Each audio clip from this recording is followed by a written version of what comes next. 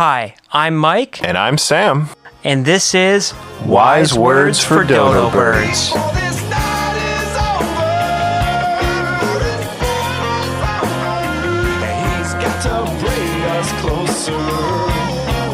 So for our first episode, we got into how we met, our work experiences, writing, family, music, and we even talked a little bit about the military.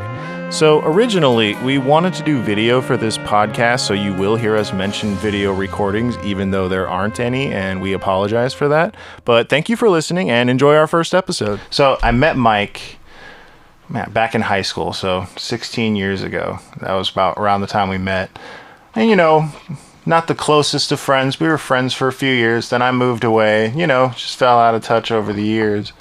Moved back here, hung out a little bit here and there. But, it was maybe a few months ago. We were both at the same show. That's music. right, yeah. Yeah, that's what we were doing. We were just like there for separate reasons, probably even to see different people. I was just there hanging out with two of my friends, and Mike was there with a handful of his friends. And, Mike mentioned a project he was working on, wanted some help, and so we started hanging out after that. And that's pretty much how this thing all came about. The reason, again, big part of why we decided to just sit down and do a podcast. Figured we'd talk about all kinds of things too, and never know exactly what it's going to be. Sure. Could be something in the news recently, could be something that's on one of our minds. And you and I have had enough good conversations that it's like, man, I wish I could go back to, rant number 37 on that one Right. Tuesday night. Yeah. So And so you guys are along for the ride on that. So this is our first one that we're sitting down and really recording and just kind of going at it. And it may be the first of the podcast. And we're very much hoping so. Yeah. So we talked a little bit about, we got together for me, I really enjoyed having you on my team doing some of this creative writing and stuff because you have some experience in writing. Do you want to elaborate on that at all? Yeah. Could you actually hand me my water too behind you real quick? Yeah. So when we were actually at this show, and I think I may have mentioned it to Mike one or two times. Again, we'd been friends for a long time. But when we were at this show, Mike mentioned his thing, and I had been working on something with my mom, something she wrote. Without going into like too many long details about that, like she had done this whole world building thing, and it was a periodic piece, and she'd had this whole story thought out with, maybe the thing that was, I think, part of why she brought me into it, because there were like a few holes in it, and she was like, but that's the thing, she'd done all the hard work, all the heavy lifting, like all the real building of it. She just didn't have a few characters fleshed out. She didn't have a few on the ground things, again, without going into too many details of the actual story. Yeah. But there were like characters some that needed to be created entirely. Yeah. I mean, as I've learned from us doing some writing together, somebody's outside perspective can completely change things in positive ways, or like a different way to look at the same type of thing. And yeah, that was a big part of what she was like wanting me to do. And yeah, outside perspective. Yeah, because everybody's reality is vastly different, Yeah. Especially when you're trying to keep track of a thing like she was doing with so many characters. You can only get inside the minds of so many people. Sure. While only being inside your own mind. Have you ever done like the thought exercise of like being in Walmart and being like, I wonder what that guy's thinking right now? Mm-hmm. Oh man, when I was a kid especially, I always wondered what everybody was thinking. Like, what are you thinking right now in this exact moment? What are they up to? But yeah, continue. The outside perspective. Oh yeah, no. Well, the thing with mom is and one thing I didn't quite even realize like how much I loved writing in that particular aspect because then we would just be on the phone, we'd talk on the phone on a more regular basis, and we would talk about this thing, and I actually for the longest time wasn't writing anything. I was just coming up with ideas. She was writing stuff down on the other end. Then I think I mentioned it to you, Final Draft, the project, or the what is it called? The program, not project, the program that you use for writing scripts. And then I started to learn how to write scripts. And again, we've been doing it here a little bit with not Final Draft, but the actual writing process is like not as hard as I thought it would be. It's actually easy. It's just about ideas, and you definitely need to write things down, like as we've kind of been talking about lately. That's why we're here now talking in front of microphones. Yeah. So they don't just gone somewhere. All the ideas gone. Yeah. So if nobody's listening, at least it's for us. Yeah, exactly. We'll be able to like go back and review, look at the videos, and hang out and talk. Yeah, and so what was your guys' experience? I know that you guys got pretty far in the project that you were writing, and there was even a little bit of glimmer of maybe getting it pitched or something along those lines. Well, my mom has a friend who works out in California, the exact locations of everything, obviously, but she works in a sound production studio and had some connections. And the thing is, we did pitch to one company, and they liked it. They were working. There was like a thing because it was a small company. They're working on a movie at the time. And COVID hit too. There was a big thing going on. So like it was kind of hard, but we did talk to him. They said it's a good idea. It was interesting. The guy whose name I remember, I won't say, but he actually was really envious of the fact that I was working with my mom too, because he, apparently was really close with his mom. He's maybe 10 years, 15 years my senior. And, his mom passed away quite a while back, and he was just like, oh, man, I'm so jealous. I wish I could do that, keep doing that. And, especially since my mom moved back to the area that I live in now, it has been nice, being able to talk to her about it more. We've been doing less writing because she's actually spending more time with my dad, which is a good thing. Yeah. But, yeah, less writing. And so, but we do talk about it. And, again, with the date today is...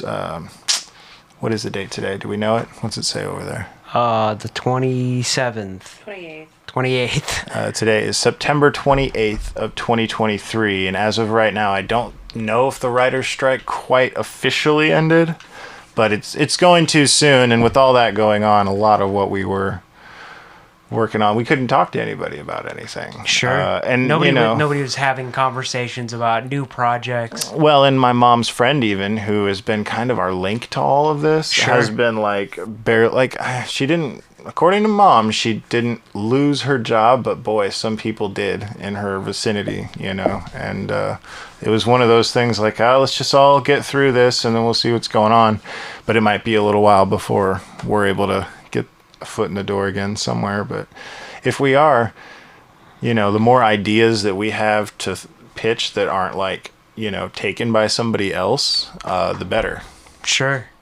I mean, that's how you have to view it too, is that even if you spend 100 hours on a project, it's not wasted time if you don't use it. If that project never goes anywhere, it's not wasted time. You're practicing, honing the skill. And I realized that's actually what got me into writing, is that I've been a dungeon master for 6 or 7 years now or something like that. And it was one of those things that all my friends were nerd adjacent. And, we hadn't fully blossomed into full nerds yet. And we all wanted to play D&D, but nobody knew how to run the game. So they're just make him do it. And so I did.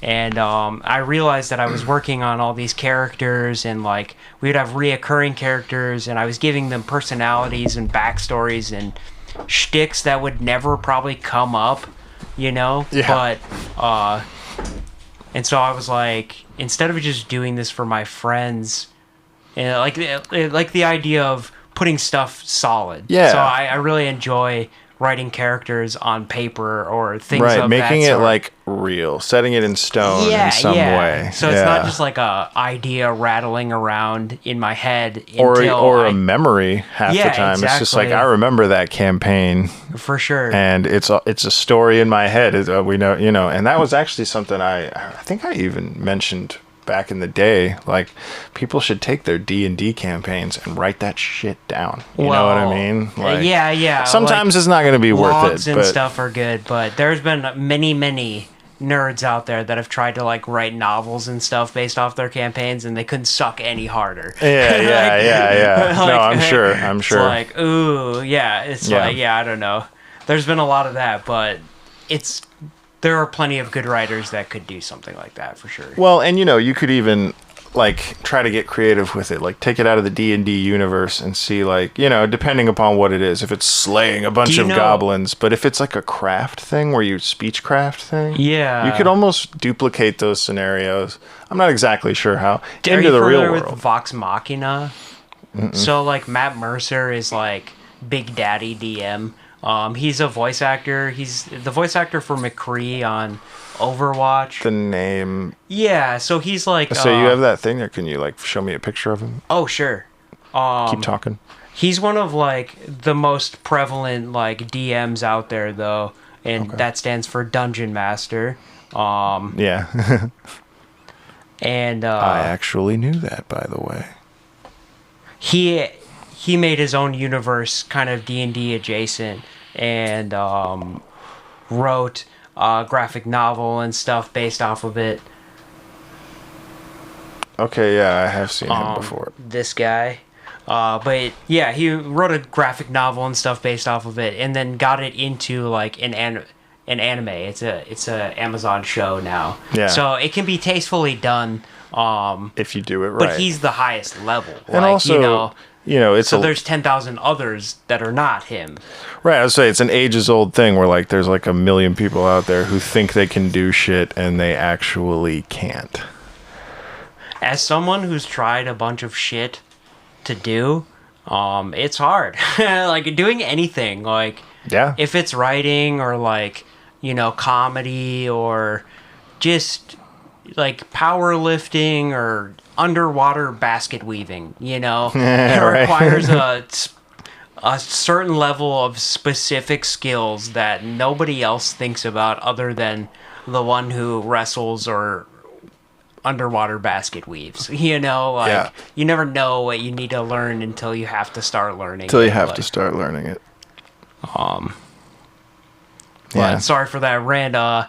Continue. Is there anything else you want to like say about that project? What were like some things that you learned that you're taking into some of this? Well, one thing that, as far as things I've learned, I mean, I learned a lot from my mom. I've learned so much from her as far as just mother stuff, and that thing, well, of course that, but like in the sense of like writing this periodic like historical, because it's a period piece, I can say that much, and so historical accuracy is important, but taking creative liberties is also, it's like you have to do that, or you can't get, unless you're making a documentary, a docudrama or something, like you have to take some creative liberties. And you weren't there. Exactly.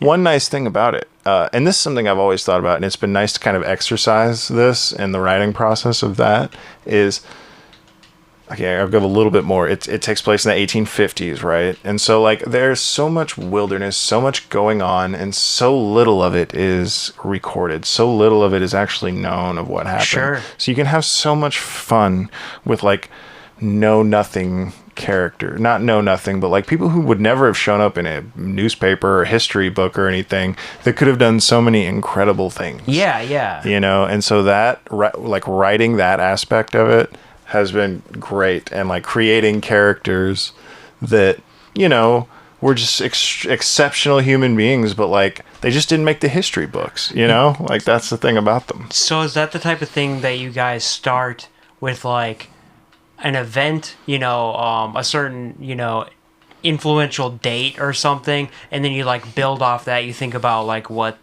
what's going on around it, or another thing that I learned about as far as my writing talents, I'm much better at coming into something that somebody else started, like a base, even if it's almost nothing, but they have a basic idea, and then helping them fine tune ideas. And that's really what I did with Mom.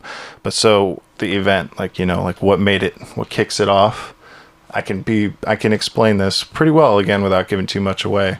There is a big historical event that happened in 1850, and but most people wouldn't even know about it.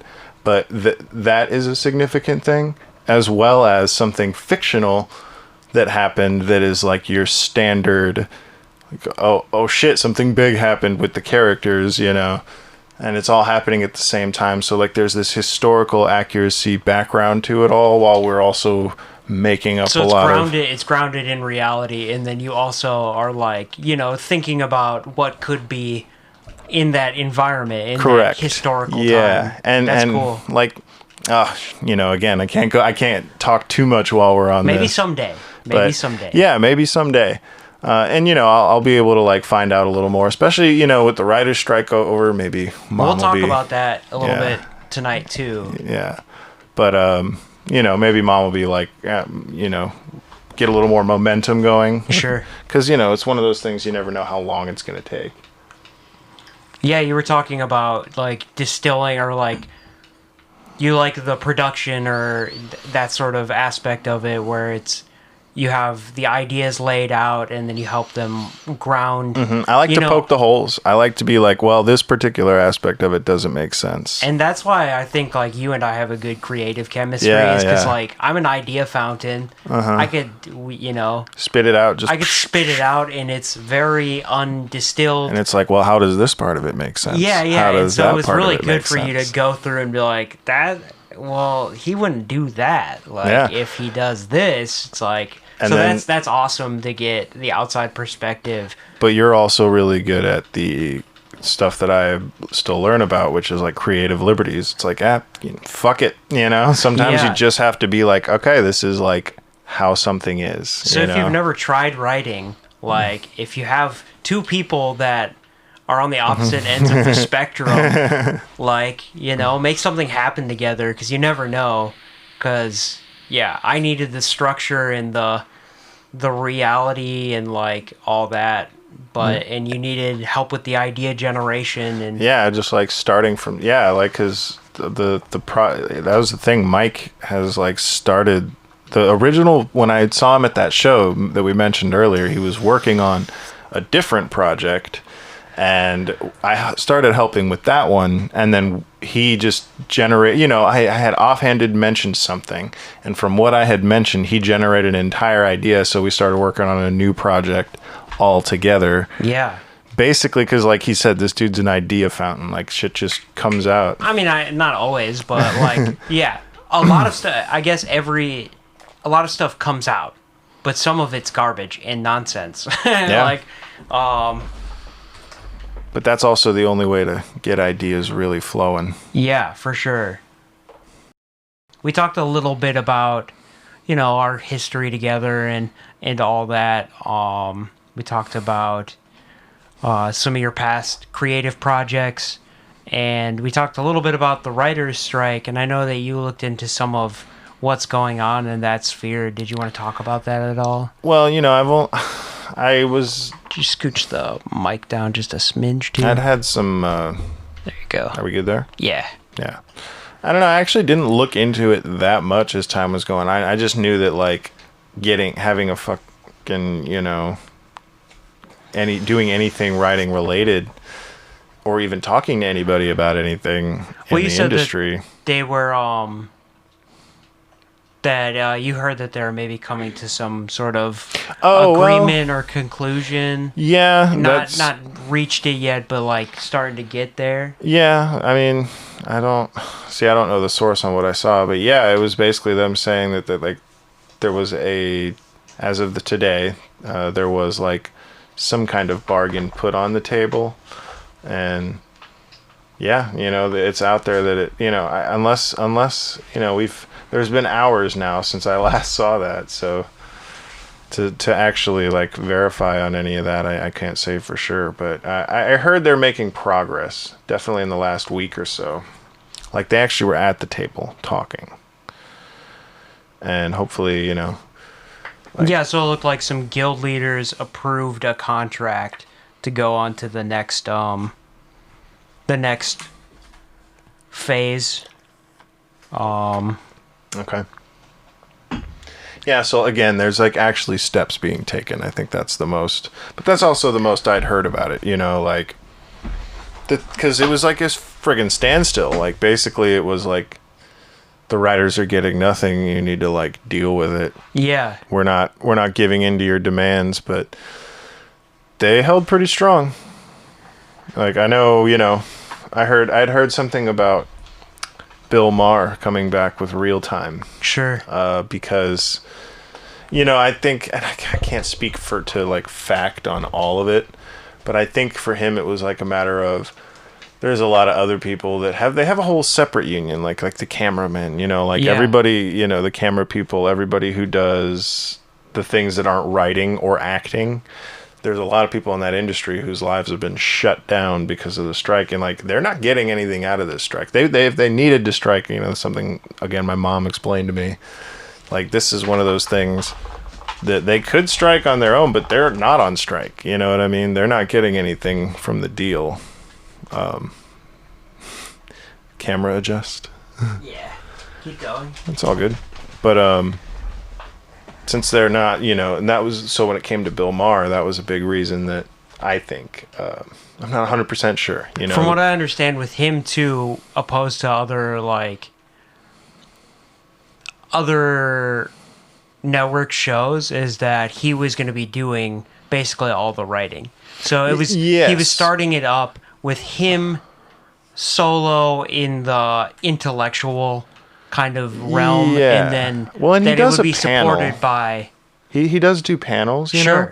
And so that's interview stuff, that's people's opinion, that's not like scripted written out bits, or like where I guess like Colbert or something like that. I don't know if he's striking, but that would make sense, because there's people that write those bits, you know, like all those late night shows were like the first things to get shut down. Yeah, I mean, when you do so many shows, you know, like if you have 20 bits a night, it's like not one person can just write all that. And so Bill Maher's in like a unique, where he's more commentary, you know, almost like a YouTube channel, and again, but at the highest degree. Well, and again, he was going to do something different, because Real Time is the same way, where it has a whole team of writers. Those, I don't think his writers were coming back. Right. I think that they were going to do Real Time differently than the way they normally do it.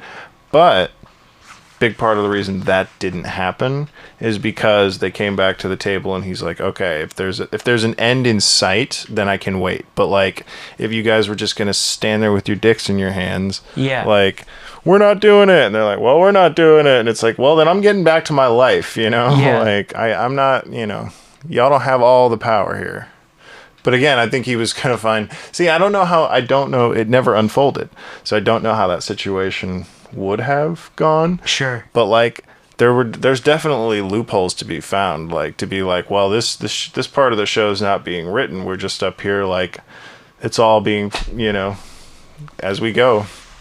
And like, and there is an argument to be made for like, well, did you write down a single question that you asked anybody?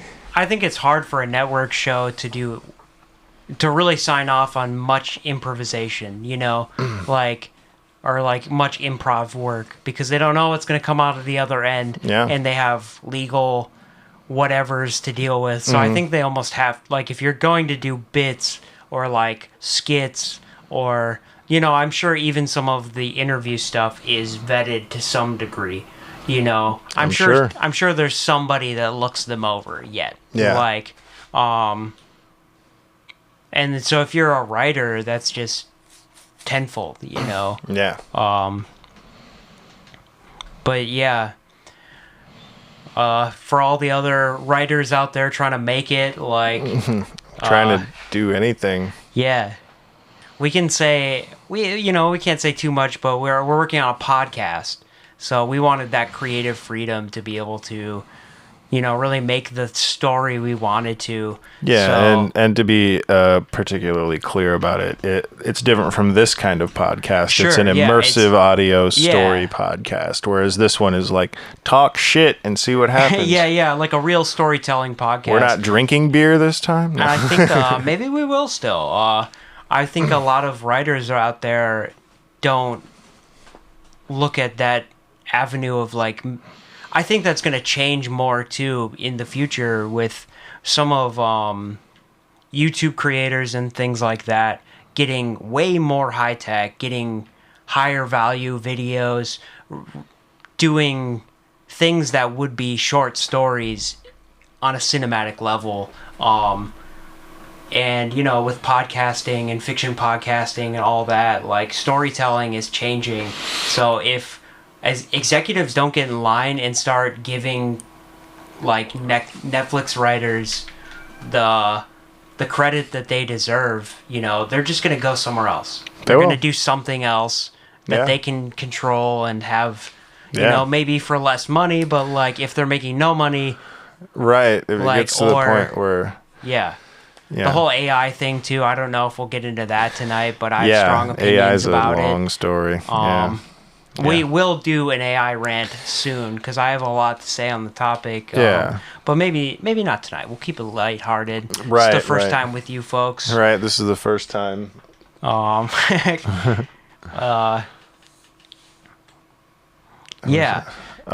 Mike has type 1 diabetes.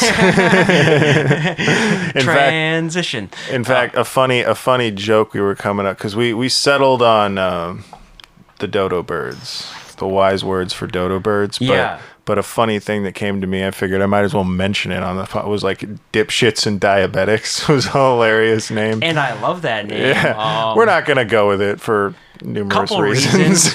One, saying dipshit in the first 3 minutes of the YouTube algorithm. I believe it's first 3 or maybe it's 5, but I know you need to chill out for the first couple of minutes. Right. And and if we do the whole like exclamation point censoring thing, that just makes this thing hard to find. So we decided against it. Another reason why I love that name. I love the alliteration, but I don't know if I want to be the spokesperson via audio for diabetics. For type 1 diabetics. I actually have a story about that my local free clinic, at one point I was getting insulin through there, and I stopped getting insulin from there, and I wanted to like send a card or give thanks that like they helped me out when I really needed it. When you were down. Yeah, and they were like, actually one thing you could do is come speak to young diabetics about like growing up with it and normalizing your life and all that. And I was like, is there not someone better to do that? Right. Like look at me. Right. I'm not the public speaking type. But they said we had one other person that we were considering, but it's the lady who jogs constantly. And just saying that, I knew exactly who she was talking about. There's another person that went to this clinic that refuses to take insulin and says that she can jog it away. Like, so she'll eat just cheese and meat and run. I don't know how nighttime goes, but like, right. like there has to be some other factors. Like for people that don't know anything about diabetes, is like I need to take medicine or I'll get very sick all the time. If I want to eat food and have energy, like I need to take medicine. This lady is not going to take that medicine. Instead, she's like holistically trying to cure it through cardio. Yeah. Which is great. I love that attitude. Well, you did mention something about that does help with. Yeah, it does help transfer. But like, but to try to rely on that alone is what we call a gamble, ladies and gentlemen. Not only a gamble, but like snake oil in its gamble. finest is because it's like you can't realistically do that. Like, it's like the people that say you can cure cancer with CBD or whatever. It's I think there are other factors going on, you know. So yeah, it was between me and the lady who refuses to take insulin. So yeah, I got the gig. Yeah, man, I got the gig, y'all. Because like between the person who won't take the medicine they need to survive and the guy who does. Who does and actually like knows all the rules and follows them and like is a good boy. That wasn't their criteria. Really? Yeah, it was like, just the guy who guy takes the medicine.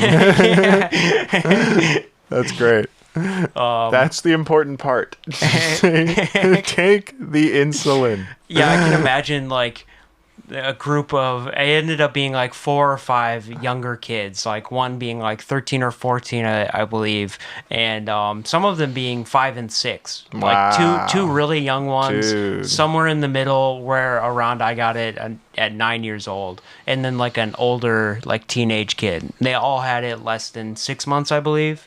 And they just wanted somebody to talk to them about, you know, adjusting and all that. So I can't imagine that lady going up there and being like, everything they told you is a lie. You just need to run it out of you, boy. Like, take cinnamon supplements and run, boy. Like.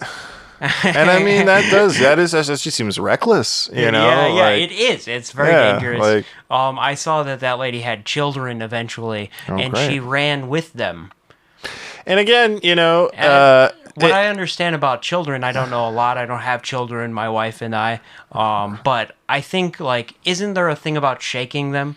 Probably shouldn't, right? Like, and so this lady is jogging with her babies. Oh, with babies. I thought you were talking about like young, like, you know, young kids. No, like you're talking about she's jogging with like the baby like attached to her. She had a stroller, and then I saw, to her hip.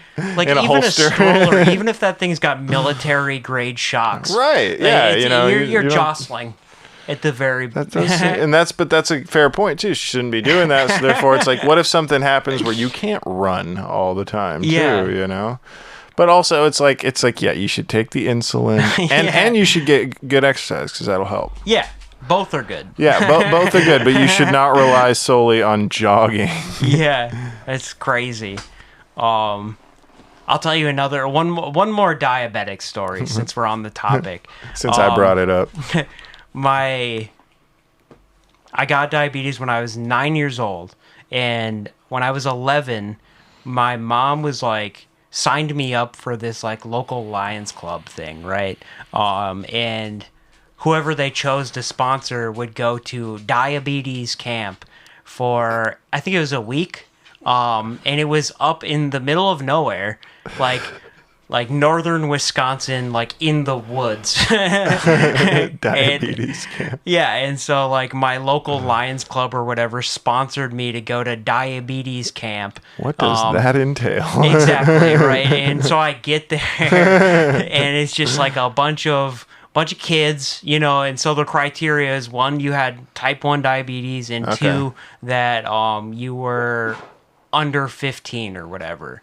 Or maybe 16 was the cutoff, because there were a couple of older kids there. But like, we get there, and after they put us into like separate cabins or like camps, you know, we'll just call my squad the blue squad or whatever. Blue team. Yeah. So everybody got like separated into your separate camps and stuff, and then we all go for our first like meal. None of us have really talked much up until this point, but we're all sitting at like the mess hall, you know, at like the lunch table with our kin. My blue your squad. Fellow, And we just like kind of look around, and it was just like it's like, so how long have you had it? You know, like, it felt like prison. Right. How long you been in? yeah, exactly. So it's like, oh yeah, been 2 years now. Yeah, had it 2 years now. It's crazy. And it's like, oh yeah, like, well, you know, man, Johnny's had it for going on 6 now, and then like everybody just looks at like the Asian kid at the end of the table, and he's like, yeah, like, Phil, he was born with it. And like this kid just didn't say anything. Yeah. Just like, yeah, right. He was like, he was like the hard ass criminal. Yeah. It's like, yeah. I was born in the darkness, buddy. And one of the funny stories about that experience is that I've never been to prison, right? But there were many similarities, at least from what I know about prison from media and such. There was a lot of snack trading. There was a kid who brought in he's been there 4 times. He was one of the older kids. And he's been there. This is his 4th year in a row. And he brought in candy knowing that people were going to pay a lot of money for it. Yeah. Because they were having us like, if we were just idle for like 15 minutes, it's like legally we have to have you do jumping jacks. So drink water and do jumping jacks, and like they're like running us around and like, dude, not that not all young diabetics like when you get it hereditary, it's not because you're fat typically, but like we weren't athletes. It was like boot camp. Like they're like, right. No, like, we can't afford you to get sick right now, so let's keep you optimized, buddy. And so there was kids selling candy. The shit was underground AF. There was yo, I got a Snickers bar. I'm trying to think about what else they had us do. Like they had a lacrosse tournament for, it was like Diabetic King or something like that, and they had like a school dance type thing too, where they like there was like a prom king and queen type thing. And that was really strange because that would be weird. Yeah, in one of my cellmates, my cellmate, one of him got it. Like the quiet Asian kid, like hadn't really said anything this whole time. Like we're all grumbling quite a bit because we just want to be teenagers and like hang out and like listen to music and stuff. And they're like they have our whole day scheduled. Right. And like, so we have all these activities and stuff. This kid hasn't said anything. And where like I made a friend there, and I'm with Eddie, and we're just like talking like, oh man, tomorrow's Friday, we can finally go home, and like, man, it's been really good doing time with you, man. Yeah, like right. This and that. And like we'll just say Andrew, because I don't even remember his name, but like the quiet kid who hasn't said anything all week was an absolute killer on the dance floor. Yeah. Like that's not surprising, anything, actually. but then just absolutely ripped it up and swooned all the fellow diabetic teenager women, and like got like a crown, but the crown and like a scepter, and the scepter was a giant syringe. I wish I had photos of dude. Shing. Just fucking pointed ass syringe. Yeah, I never went back to diabetes camp, but like I bet that kid went back every year. Dude, if for no other reason, to get another syringe scepter. Yeah. Like the giant syringe. I hope he's doing well. I hope he's like. I hope that he's didn't. right. I hope that didn't do something to him where he's just like, I'm the needle king, man. Like, I'm the needle king. He's like strung out now. Poor bastard. Well. I never went to camp. Did you do any like summer sports, or did you have to do summer school at all? Definitely had to do summer school, and my mom did get me and my brother involved in a golf and a tennis thing. Man, I don't know if I have any stories as hilarious as that though, because it was all kind of. You didn't want to do tennis? I didn't really want to do either one of them. I had fun at both of them.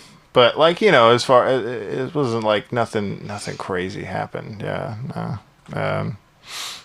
The guys, there was there was a story. One of the instructors at my tennis class, he also instructed my golf class, right? And this dude had a twin brother. Yeah.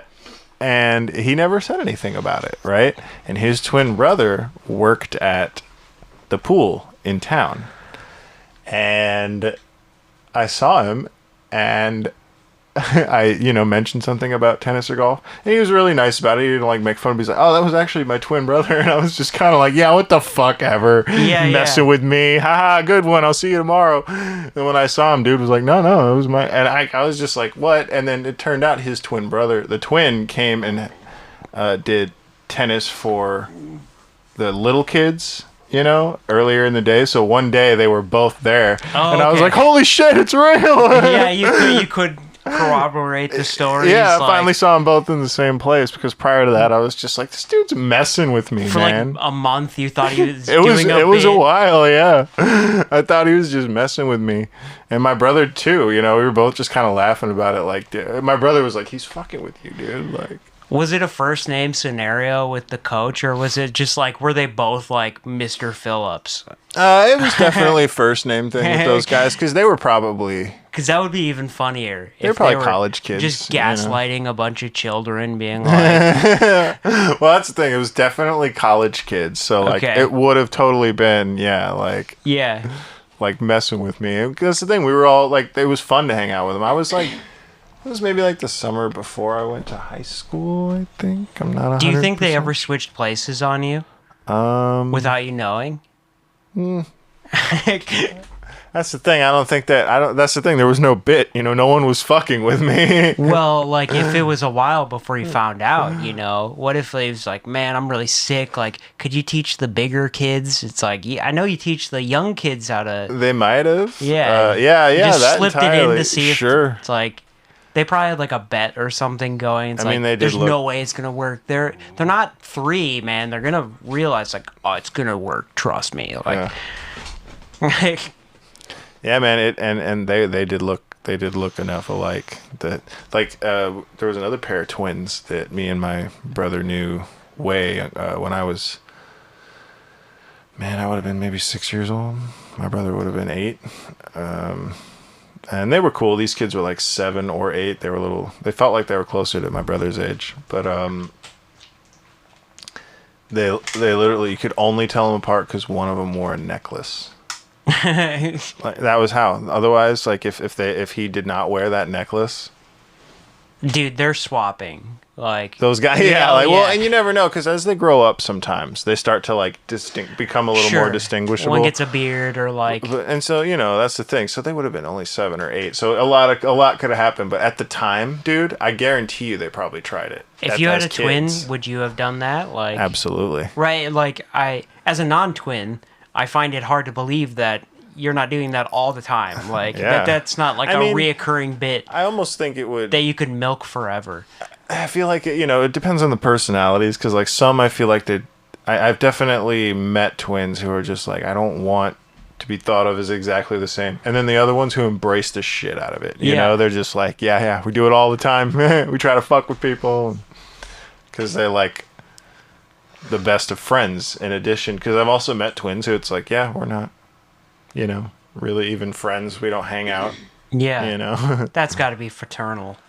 Identicals. Huh. Every twin I've met, they have that weird telepathy thing where it's we can finish each other's sentences. Sandwiches. Sandwiches. Can finish each other's sandwiches. I think I actually work with a guy right now who has a twin brother. I've never actually seen his twin brother, but you kind of have. Right? I kind of have. You've seen a version of him. And he says he is an identical twin brother, so I don't know. Yeah, if I had a twin brother when I was a kid, I would have absolutely been let's switch. Yeah. See if we can do it. Now that we are back from a little break, got up, stretched the legs, and we are back to talk about a couple of more things before we get out of here for the night. Sam and I, we talked about wanting to be writers, professionally maybe someday. Probably not, but we'll say, see. but in the meantime, we're just having fun with it. Yeah, we'll see. It's really, it'd be great to like, yes, some days if somebody, loves our story or whatever, but at the end of the day, it's just a blast. You know, it's just so much fun, like making something out of nothing. With that being said, obviously we do not support ourselves. We're not writers professionally. As you can tell probably from how this podcast is recorded and displayed to you fine folks. So we both work day jobs. Sam is a delivery personnel. Delivery personnel for Domino's Pizza. And we'll bleep that out if necessary, but prevalent pizza chain. For beep pizza. Yeah, exactly. If that's what you just heard, because that might be what you just heard. And I work at a smoke shop or like tobacco shop or, they go it's by called beep. Yeah, they go by many names. I won't mention it here, but him and I both have a couple of stories for sure to regale you folks about our jobs. So we'll have Sam start off. And so you've done 1 million deliveries. Easily. I mean, maybe. Honestly, I've never thought about the number until now. But is there like 3 that stick out to you in any certain way? Either just being so unusual, maybe awkward, fearful, like were you ever like... Well, I can think of... I'll save the one that mildly fearful. Okay. For the end. Okay. But you at one time asked, like domestic dispute kind of thing. No actual domestic dispute, but we do deliver to a college campus that has dorms. And when you deliver to these dorms, you have to call them to get a hold, of the student to come down and receive their order. And I have a California phone number. It's from a California area code. Sure. And I don't live in California. Yeah. So people see that and then they ignore the call, and it was happening a bunch of times. It's like that happens all the time where they'll ignore the call. And so I'm like calling and calling and calling. Finally, an answer, and it's a girl, and she's just like, "Who the fuck is this?" And I'm just like, it's pizza. I'm showing up, I'm pulling up to the dorm right now with your pizza. And then I just, partway through saying that, I just heard a guy, he's like, "I ordered pizza, you crazy bitch." And that shit was hilarious. That was hilarious. I don't think there was actual domestic problems there. But that was telling. But it was hilarious. Yes, there's some fight going on there, and it's just like, I don't know what was going on. There's history to that statement. Thought I was some crazy chick. Yeah. Or thought I was another girl trying to get a hold of him or whatever. Yeah. But, why are you calling him? Yeah. Who is this? Who the fuck is this? It's just like, it's... You crazy bitch. I ordered pizza, you crazy bitch. It's beep. No, all these beeps. We can say bitch. No, I said the name of the pizza place again. I keep doing that. That's not what we'll censor. Not the cuss words. Yeah, cuss words are all fair game. Well, and then so I don't know what I have a third one, and that one is good. I'm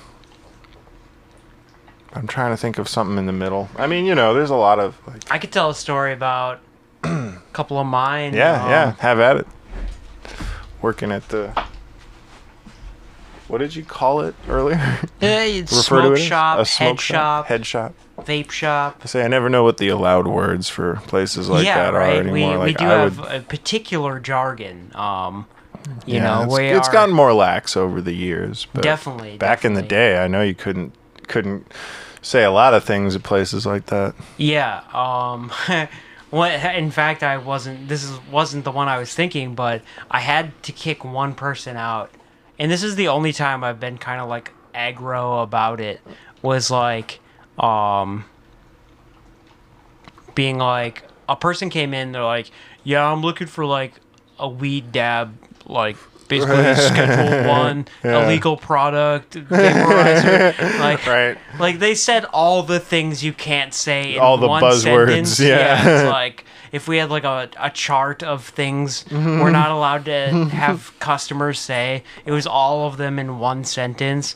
And I was just like, oh, you gotta stop. Like, sorry, ma'am, you can't say that. And she's like, for the drugs, like for illegal stuff. Oh my God. Like just doubled down. Right, like, just I'm doubled looking down. for a vaporizer for illegal drugs. Yeah. She might as well have been saying that. I was just like, oh man, I'm sorry, but I gotta kick you out. Like, I'm sorry. Yeah, you doubled down. I gave you a chance to like go back and be like, oh, I meant this. You didn't take it. And she wasn't Get the being fuck like out. facetious. I think she was just dumb. Stupid. Yeah. And you feel a little bad about that. Yeah, but it's also like, this is a teaching moment. You know? Yeah, for sure. If you are, if you are just stupid, this is a learning moment. If you're somewhere else and that somewhere else has different rules, you have to obey by them.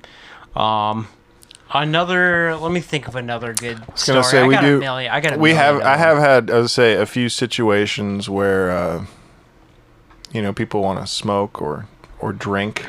Sure. Drink is something I stay away from on deliveries. It's like, last thing I need is a cop, like, follow me, get me for a busted taillight. And smelling liquor on my breath. But I will smoke with people. But, you always got to look around and be like, people, like, I'll take my hat off, so that the beep pizza doesn't show up on there. But, like, and look around, it's like people trying to get this on Snapchat or something. TikToking me right now. And it's like, it's usually pretty cool on the occasion that I decide it's safe, Yeah. If there's a shitload of people at, like, a party, it's like, no, I'm not doing anything. Have you ever walked into, like, somebody try to, like, get you to, like, keg stand or something? They have, yeah. They've always been like, there have been a lot of that. Like, and it's like, no, dude, especially. Like the pizza guy, hell yeah. Yeah, well, and, like, when I was because I started there when I was 23. I'm fucking 31 now. But, like, and, like, back then it was, like, a little more tempting, but it's like I was also responsible. It's like I don't drink and drive, Like, I was like, good on you. And then now if it happens, it's like, dude, I'm too fucking old to do that. Yeah. I'm like, I'm not keg standing with you people. What's wrong with you? Yeah, you're children. Yeah. No, and it's just like, there comes a point, and some people it doesn't happen to, but I would say that's an exception, not the rule. There comes a point where you're just too, your body is like, okay, I'm like fully grown adult now, and I'm starting to slowly decline, and not the incline is becomes over, and it's like that's in your 20s, I would argue. Like, around like 25 is when I felt like I was like, oh, things hurt I didn't know that they could. Yeah, and it's very slow. It's very slow, and maybe not for you. I don't know how much like. Yeah, it's slow. Yeah, but like it's one of those things. It's like, I feel it. Like, and I gotta that's why work out every day so my fucking shit don't jiggle. That's why I think it's hard to like tell young people that, because everybody told us that growing up. That it's like, oh, just you wait till wait till you grow up. Like, and you never think about that because for me at least, it felt like something. It's like, oh, it's gonna be one thing, and then I'll know I'm old. Yeah. But it's like, slow. It's like, oh, okay, well, what's that? Oh, what's that? Yeah, okay, well, that's fine. Definitely. And it's like, that. What's that? No, those things together aren't so great. Yeah, and then you just compounding small, tiny. Squinting. Actually, I've had LASIK, so I'm not having that problem yet. But it's like squinting to see things all the time. Yeah, I am having like hearing. I mean, maybe I just need my ears flushed out or something. But it's like, can you repeat that, please? Yeah, and like the fact that we've been told this the whole time, that this was going to happen, and now that I'm realizing that it's like, oh, the older you get, the faster time goes. It's like, okay, Grandpa, or whatever.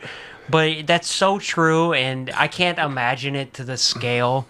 Like, I'm 31 now. Yeah. If we were, like, double it. 62. Yeah, like, that's about what my mom's 64. Right, and I can't imagine, like, I feel like I gripe enough. I don't overdo it, but, like, I've got enough to gripe about in the body pains Right. realm. Like how are all old people not just like I think Keeled I over. understand them a little bit more. Yeah. It's like, dude, you're over it.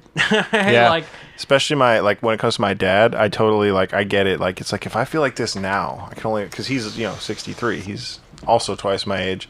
My mom is somebody who's very spry at 60. Like I said, she does exercises 3 times a day, and by the way, that's what doctors keep telling her. Like, that's what's keeping you going. In such great health at this age. It's like you exercise all the time. My dad, that's the thing. He's had ailments kind of that keep him. He was in the Navy for 17 years, and he was kind of without going into too much detail, he was a little bit of a guinea pig for some of their.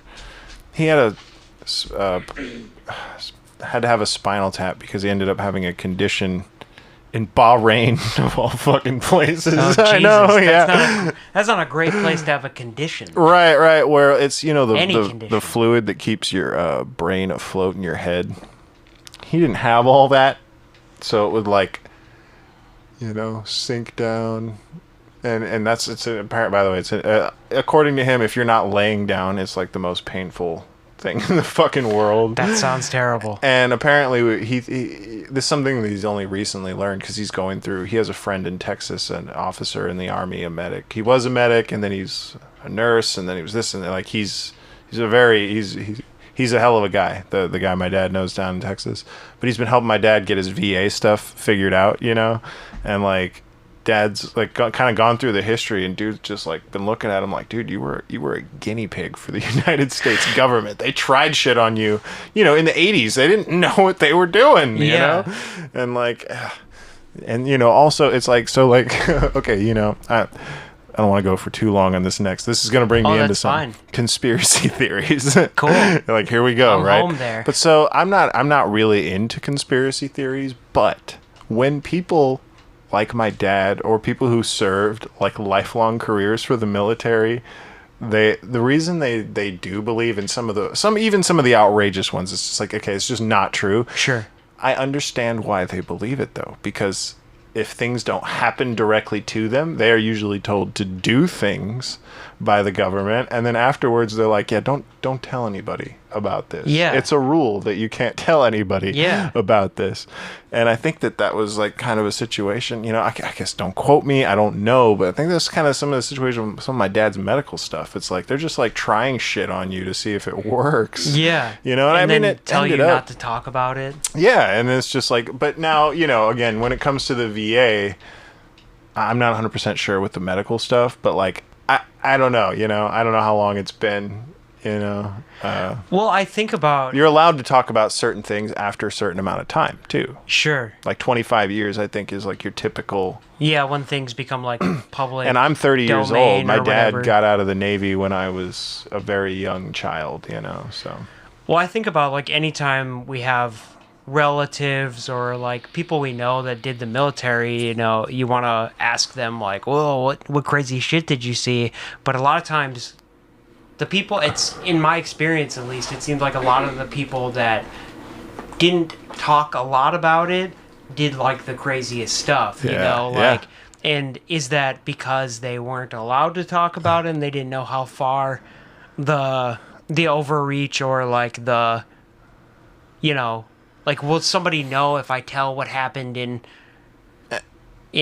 Laos? Right, yeah. And I mean, there's definitely some of that. I think there's a lot of the rules, you can't. And then there's also some of according to my mom, her uncle, so my great uncle, was at Okinawa in World War II, and there wasn't any really big secrets. You know what I mean? It wasn't you can't. It was really well known at that time, the kind of shit that was going on in the Pacific, So there was no rules, you can't talk about it here. But guys still didn't. Yeah, right. Exactly. She's like, my Uncle Floyd was there. Do you think? And she's like, he didn't talk about it. Do you? Yeah, exactly. He never said a the word. People who presumably have been through the worst shit. Never want to talk about it. One, probably because it's traumatic and they don't want to relive some of those stories.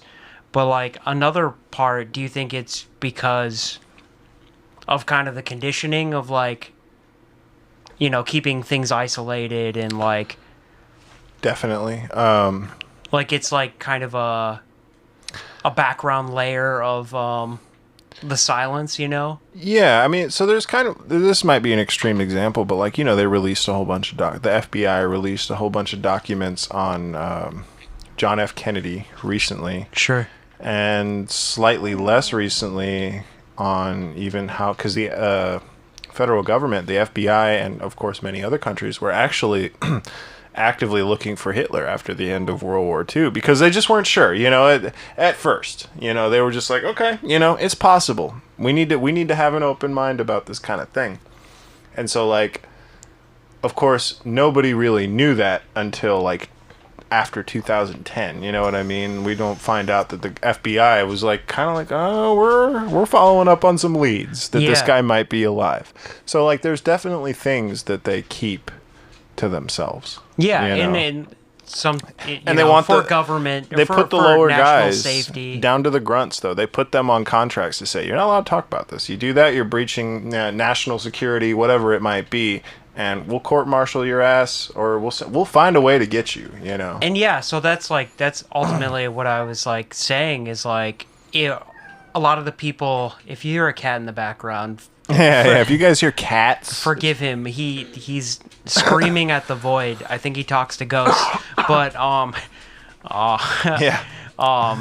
So a lot of the people that don't say anything, it's, you know, with that overarching looming threat of like, you know, we're gonna court-martial you, or in some cases, like because there's a threat there for sure, and it's something you almost like agree to get. Sure. When you sign your life over to the military, especially, or I can't speak for every institution that the government has, but I know with the military, once you sign a contract with them, you are their bitch. You do whatever they say. Yeah. And if it includes not talking about something for 25 years after you get out of the military, then so be it. Yeah, like the contracts are crazy. Like I had a great uncle who did Vietnam, who was in Vietnam. Oh, yeah. Okay. And, like, I asked him about some of it, you know, I wasn't trying not to overreach or anything, but I was like, did you have any stories or, like, what was that like? I just wanted to know. Did you ever meet a tunnel rat? Yeah, like, and, he kind of just was like, yeah, it was lovely. And we had picnics on the beach. Yeah, I could just see the 1,000 like yard stare like enter his eyes, and just like yeah, you got to be careful when you bring that shit up. Yeah, I mean about being like the bitch to the government, and thank God that people do it. You know, I don't want to seem. Well, it depends. Yeah. Well, I mean, but almost any guy who went to Vietnam would tell you that they would be with you on that. They're like, we did not, like, that was fucked. Sure. You know? Well, like, just anybody who serves in the military. Thank God you do it. Thank you for your service. Very much appreciate it. It's necessary. But, like, there are things going on that are not fair to you. Yeah. You want to serve and do a good thing, and, like, the government has ulterior motives sometimes. Well, and Vietnam, you know, on that note, like, that was one... There were a lot of guys, you know, the draft was still... I'll tell you what, a lot of people would have opposed Vietnam less if it was an entirely volunteer military. Sure. But they were drafting kids who, you know, it was mothers. It was mothers in Vietnam. They're like, no, you're not... And fathers who fought in the other wars, you know, they're like, no, you know, like, this war is stupid. The World War II, like, that one made sense. Korean War, sure. we all, you know, it was, there's still a South Korea, so they did something right, you know what I mean? But then Vietnam, it was like, okay, this is a lost hope. The French had to leave for a reason. I feel like it was one of those things, too, that it wasn't like the progress wasn't as notable, you know? Yeah. In World War II, I'm not a history buff. There was a clear goal, though. Yeah, like we were able to take out things and get military advantage. I'm, you know, like I said, I'm not a history guy. Sam's the history guy. Yeah, we'll get into that. You're right about what you're saying, though. Like in World War II, there was clear goal. In Korean War, I'm not 100% sure. I do think it was there was some just aggression from North Korea. It was overall like trying to keep the communist Northern Korea like from fucking over South Korea. Sure. But then in Vietnam, so it was already Vietnam during World War II and during all time up to the Vietnam War, it was occupied by the French. And they basically couldn't hold it anymore because the North Vietnam was backed by China. And it, again, without having it all in front of me, basically what I know is like it was like something we did not need to be there, and like the United States went there because French had to leave basically, and it was like stop the spread of communism, and they literally started measuring that war by body counts, like who killed more guys today, you know? I heard that it was like kind of the reintroduction to like guerrilla warfare. It was because they had, in a sense. Yeah, because they were fighting in a way that like we fought, and we've never had an enemy, from what I understand, that because they were had much into camouflage and like really getting into using their environment. So the Japanese did do that in World War II, and I think the Koreans did it. I don't know if it was nearly as much, but Vietnam was like, the Japanese were kind of like Bush League because it was islands. You know what I mean? Like, have you heard of Iwo Jima? They dug their way into that, and so that was using their environment to the next level. They racked up next level casualties there.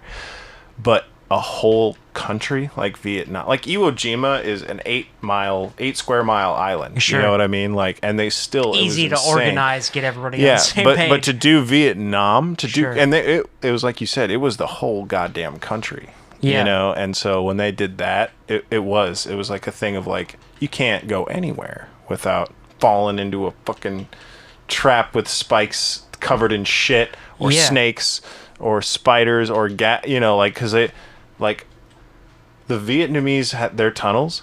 When the guys that had to go clear them went in there, if the Vietnamese heard them, sometimes they would flood sections of the tunnel or gas them, or there would just be traps with snakes and spiders and shit, dude. Punji pits, which I learned about from Tony Hawk's Pro Skater 2.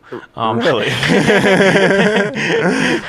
punji pit? Yeah, so it was like bamboo sharpened, and they would put like fecal matter and things like that, so they would fall in and you would get infection, and if you didn't die away, if the you'd spikes die later. didn't kill you were dead, regardless. And actually they'd take up manpower trying to bring you back to a place where you're not going to survive anyway. Exactly. All right, now I have a question. How did Tony Hawk's Pro Skater 2 teach you about so it these was pits? It was like a thing you could do in the in the game or in map the editor or the builder, yeah. You could build your own skate park, all that.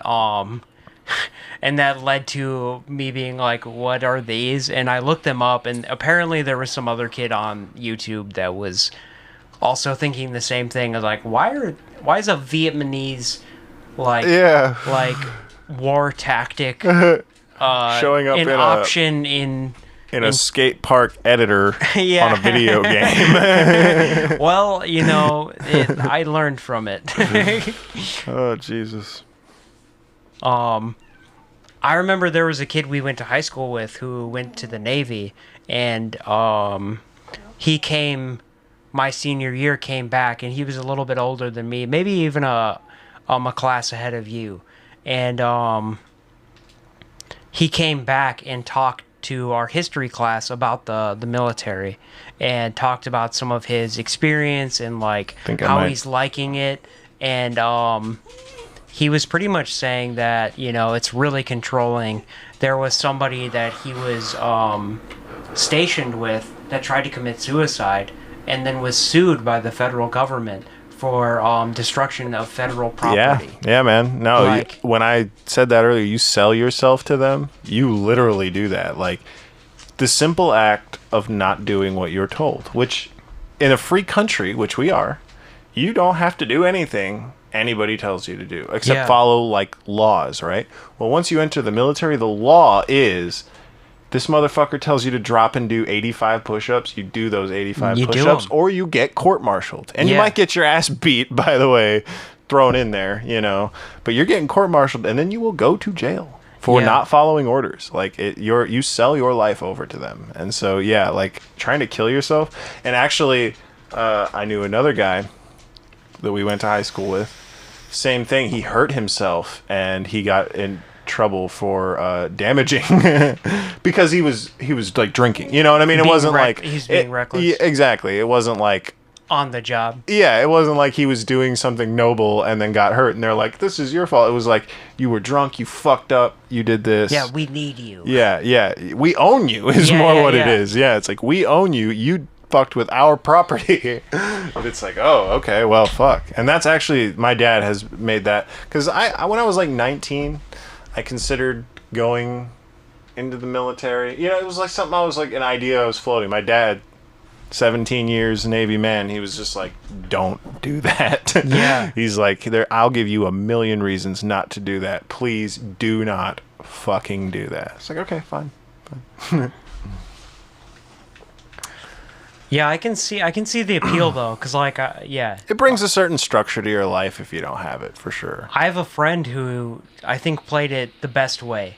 You know, I have a friend who is now working for, I don't know if I can say it, but maybe like, just say the type of company.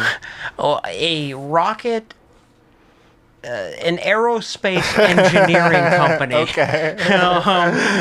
What could that be, Mike? Well, nowadays it could be several things. It could. But and he was kind of like an underrated, you know, most people were like, yeah, he's not, you know, not going to do anything. A lot of people were like, what'd you do on the SATs? And he's like, I didn't take them. And they're like, oh, well, yeah, that's because you're going to work at High V forever or whatever. And he started doing engineering. Like, he like maxed out the ASVAT or whatever the testing is for the military, and like just basically went to school as a student, or like in the military as a student. Yeah, as a student to be an engineer for the military. And in his case, that was like really, really good for him to do, because he gets military clearance to work on crazy stuff. Too. I don't even know what he does. Like, right, exactly. But I one time had a sergeant call me, and they're like, hey, I'm calling for such and such. Yeah. You know, what can you say about his character and stuff? It's like, I don't know if you should ask me, but like that actually, you saying that means they want to ask you. Yeah. That's like the place that I work, Beep Pizza. We got a call about somebody who didn't work there for very long. I don't even remember his name, so I wouldn't even be able to say it. But like, they got a call, and they were asking questions about him, like you said, just like about his character, about his like what kind of things did he say when he worked there. Yeah, and have you ever seen him do something unhinged or whatever? And the people that talked to them like all seemed a little thrown off by it. And I was kind of saying, I'm like, that's just how they do things. Like, they check you the fuck out when you work for people like that. Yeah, if you're gonna get a promotion, they're gonna dig up the dirt. Yeah, or even if, like, let's say you've been in the military for, 8 years, which would probably be a good time. Like, if you went in at 18, I mean, you're in your late 20s, you could apply to be in the FBI, for example, right? You could have been a loyal soldier doing, they've known what you've done for the last 8 years. They're still going to check everything else out in your life before they let you, before they even consider you as an applicant for the FBI. Well, we talked about you being government property. So, like, if you're an asset for the government, they want to make sure you're a squeaky clean one, Yeah. They can't have any loose ends for their... And this won't necessarily disqualify you, but if you shoplifted when you were 8 years old, they want to fucking know about it. Sure. You know what I mean? Like, it's not going to, But they'll put it's part of a psych profile or some shit. You know what I mean? It's like, okay, this dude was stealing when he was maybe 8. It doesn't matter, but like it's noted. Yeah, at the exactly. Very least. Exactly. Yeah. It's like it could be menial things that don't matter at all. But. And again, thank you for all those who have served and do incredible acts of bravery on behalf, so Sam and I can sit here and talk shit about whatever the fuck we want to. yeah, like the First Amendment's my favorite one. America. So to get towards the ending here, do you have another story that you want to regale us with? Yeah, actually, I do have. Okay, so yes, I had that finalizing one. So the middle. All right, so I said, you asked for 3, so I gave you the first one. The second one would be a compilation. Or no, I gave you that already. Of like people just wanting me to get high with them, do drugs. Okay, so the final story. The final story. All right. To give some context, I mean, we're in a place where this sort of thing.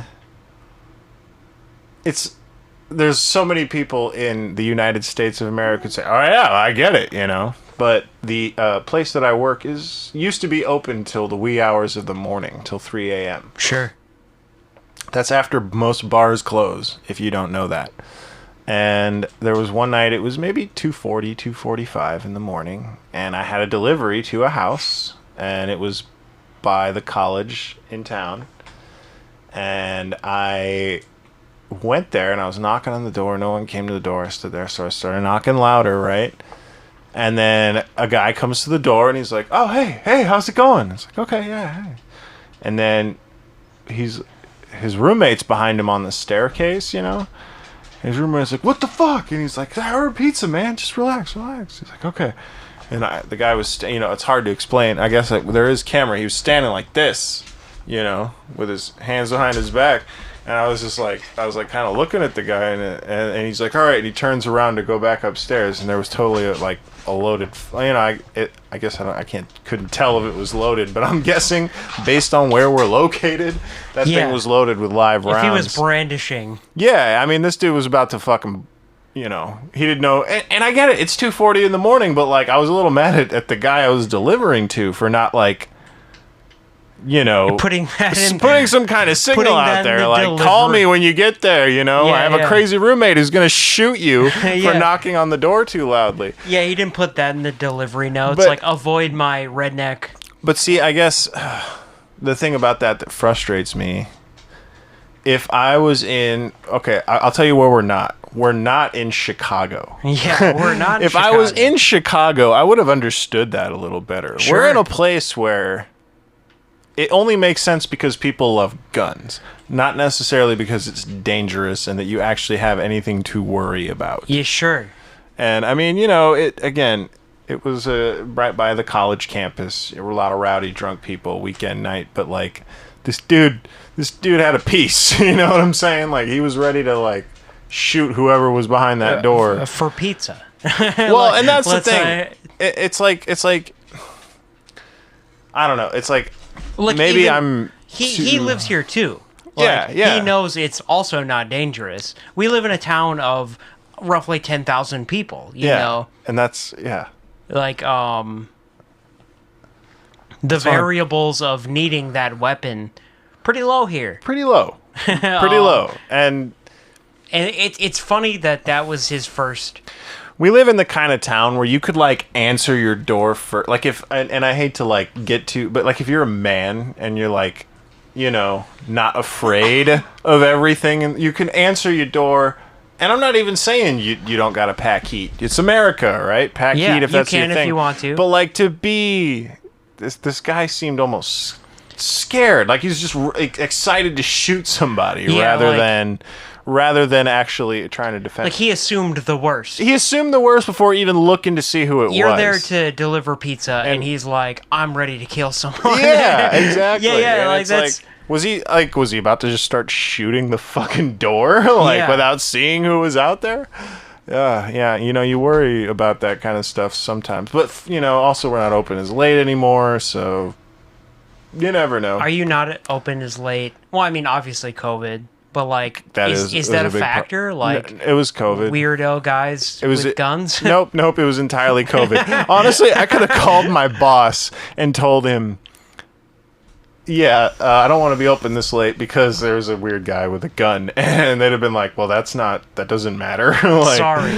There was one night. It was it was when we were still open till 3:30 on the weekends at this time, and there was a snowstorm that started at like maybe 10 o'clock and there was no sign of it ending. And we were like, can we close early tonight so we don't crash on the road? And the boss at that time was just like, absolutely not. Why would you even ask that question? And it's just like, oh, okay, yeah, fuck our safety, right? Yeah. Fortunately, now it's not quite that bad. Sure. But like when I first started there, yeah, that's how it was. And so like, yeah, I could have absolutely been like, and that the boss I had at that time, especially if I had reported it to him, he'd have been like, well, you didn't get shot, right? Like that's the metric, you know? Yeah. Like, well, you didn't die. You didn't pull the trigger, so you're good, right? It's like, okay, well, I guess if that's how we're gonna do it. What was like the most belligerent person you've ever had? Like,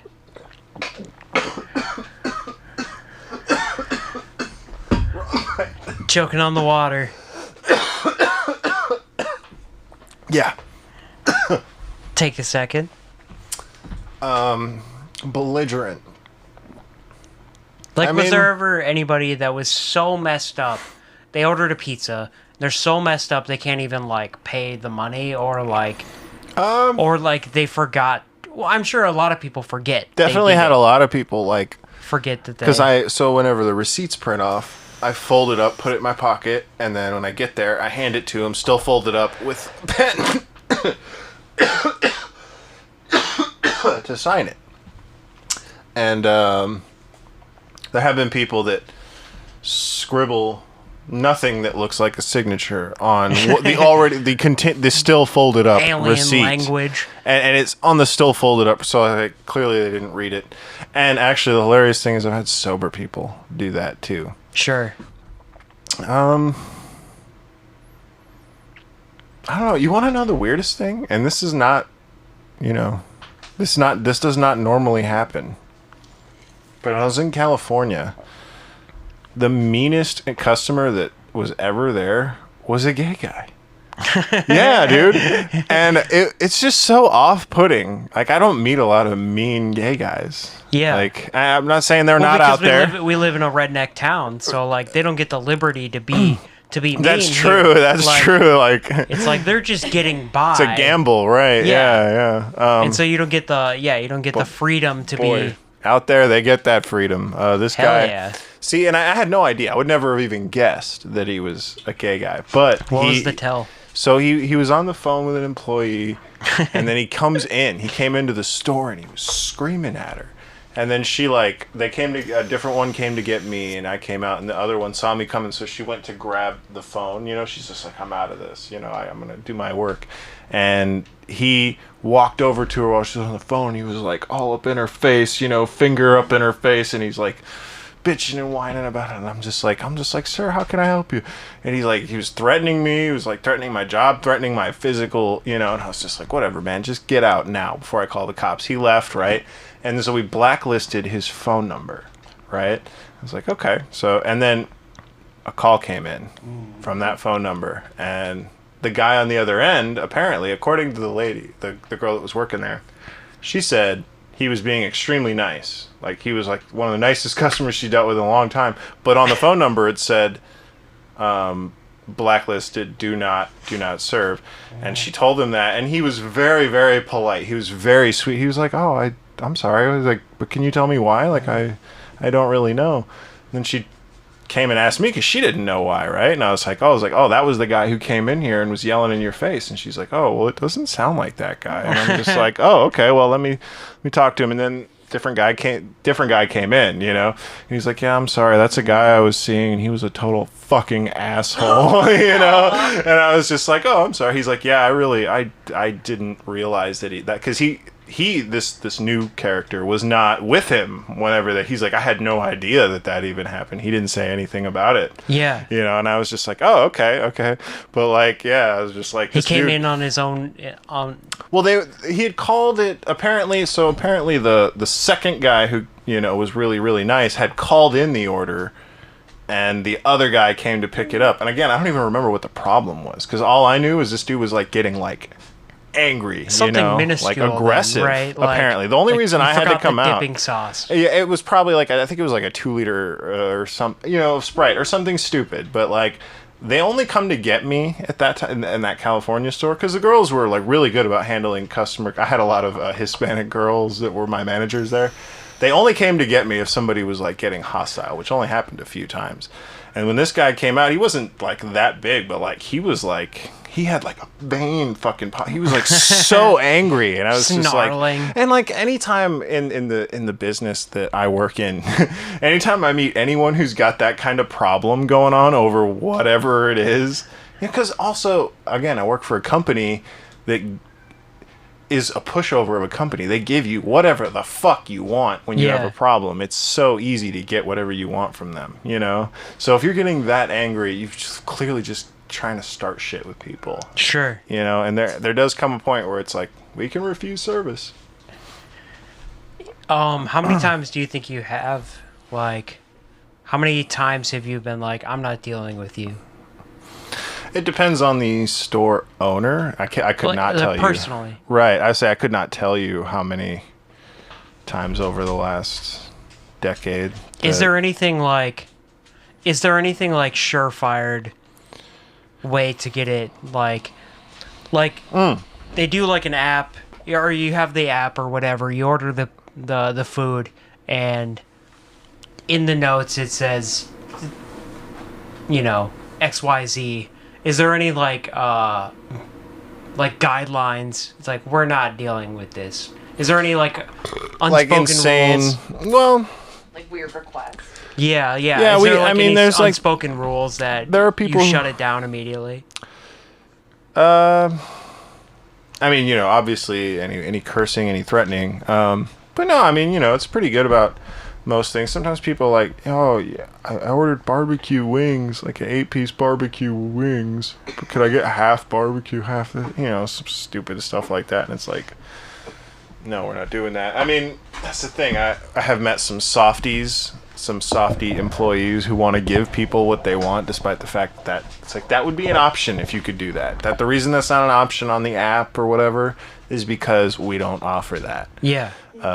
But you know, there's stuff like that. But things that'll get you absolutely blacklisted from there is honestly the only thing that can is being an asshole, being fucking mean. Like if you call up and you immediately have this tone in your voice that's like, yeah, look, so we ordered this, we got this, or this was supposed to be, you know, and it's like, oh, okay, how can we help? What can we do for you? But if you're like, oh, you got to order this fucking pizza, you fucking people, it's like immediately they're gonna be on the defensive and be like, look, they're gonna fight you and tooth and nail. Like if it was their fuck up, they'll still fix it, but as minimally as possible, and they'll make you return the incorrect product and you know, and all, you know, they'll go the whole 9 yards. But like if you're nice, they won't even care that much if what you're saying is even true. Yeah. You know what I'm saying? So like if you call in with a complete bullshit story, like you got everything you wanted, you got it exactly the way you wanted it, but you're like, oh hey, look, I'm really sorry, but this happened. Like honestly, you probably get a free pizza out of it. like just being a nice person. Like, so you guys did a great job, but like my pizza, it tastes like too much tomatoes. Or even you could even like, see, this is the kind of thing, it might depend, but like you could even be like, oh, it was supposed to have pineapple and it didn't, and like the receipt says it does, but it just didn't. If you're being really nice, they might not even be like, well, we need the old one back to make sure you're telling the truth. Sure. They'd be like, okay, we'll send one out with pineapple on it right away. Yeah. Like you're being cool, you're not freaking out, but if you're throwing a fit, they're immediately going to be like, yeah, no. What? You ordered online, so you made your whole order, you know, it's like, you said it has, and that's another thing. It's like, oh, it was supposed to have pepperoni, sausage, and mushroom, but it has pepperoni, sausage, and black olives on it. And they're just like, it's like, well, the receipt here says pepperoni, sausage, and black olives, and you ordered online, so this is your fuck up. We're not replacing it. Yeah, like, sorry. However, if you're being really nice, like, and I mean, you know, I have seen some managers, they're like, sorry, you ordered, you know, they wanted, because managers get better bonuses. But see, if I ever get that call, you know, where it's like, oh, I fucked up, you know, I messed up. I just wonder if I could, because I'm not going to eat the pizza that y'all sent me with. I might still be like, yeah, could you send the other one back just so I could tell my boss that, you weren't screwing. But I will absolutely have another one made and send it to him, not be like, oh, it's your fuck up. Yeah.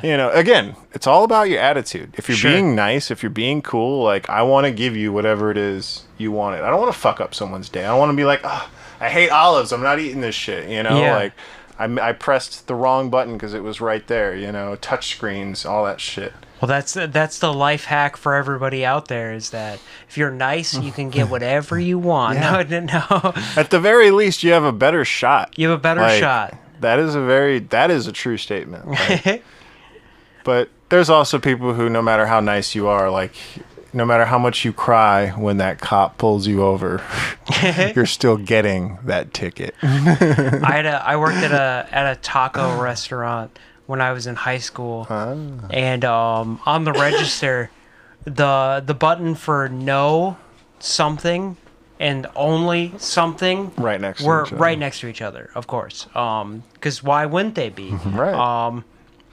Makes and perfect so sense. we made a burrito that was supposed to be no lettuce.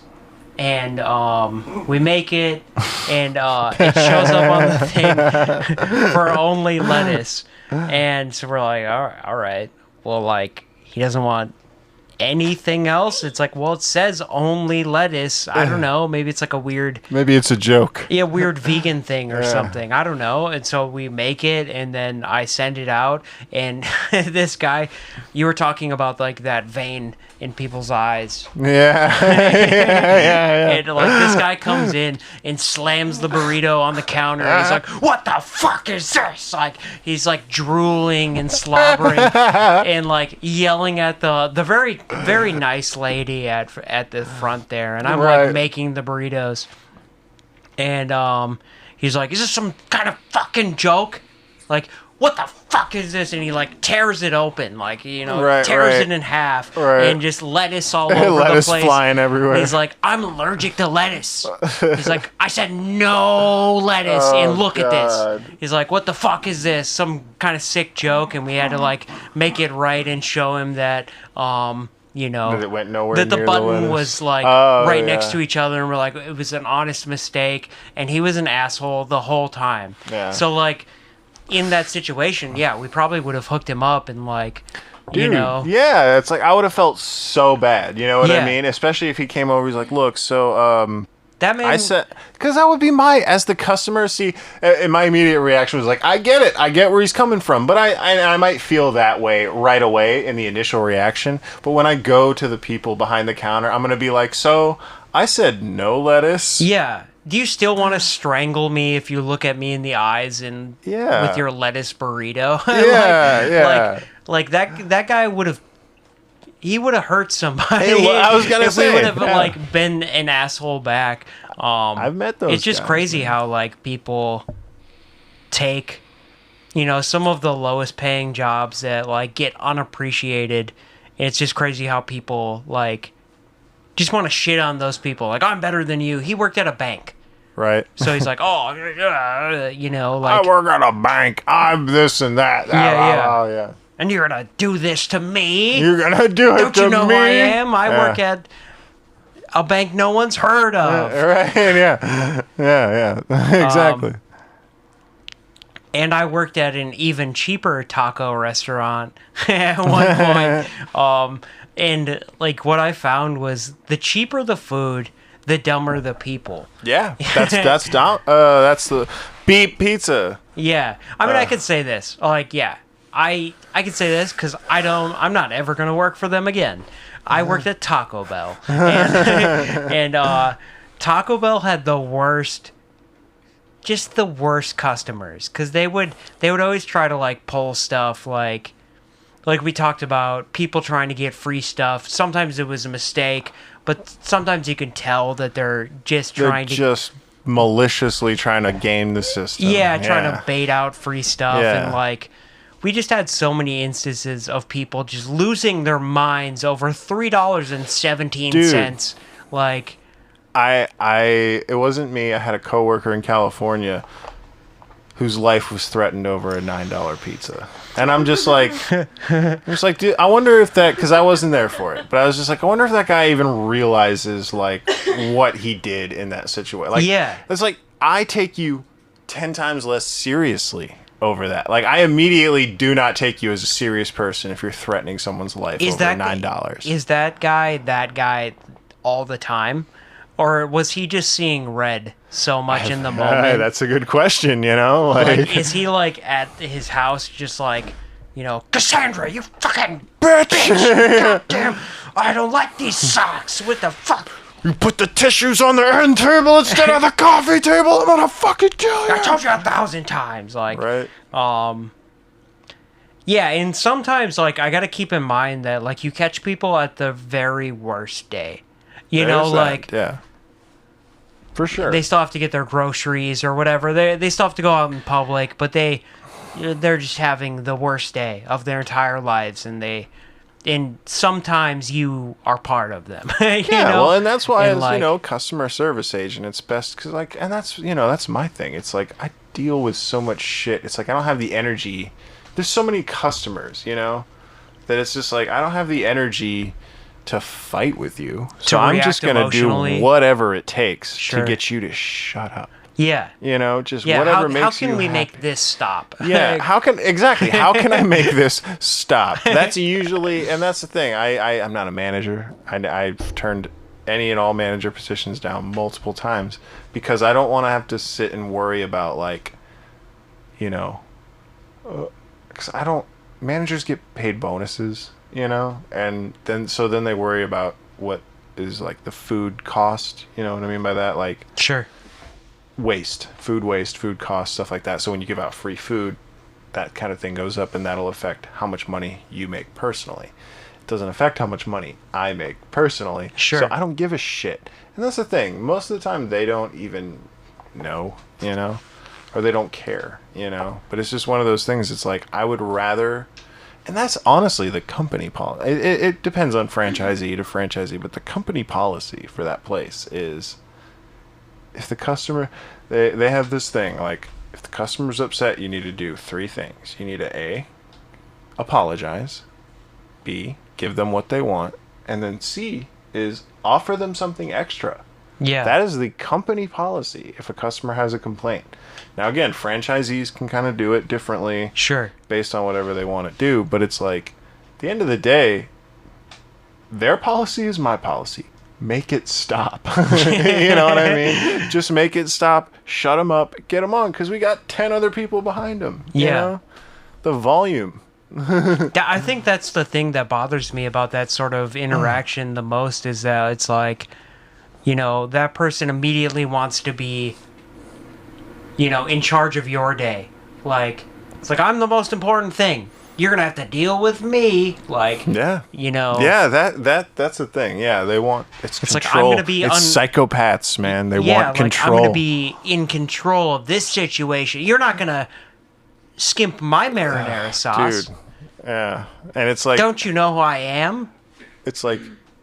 when I interact with people like that, it's like you do not want to pit your inner psycho against mine right now.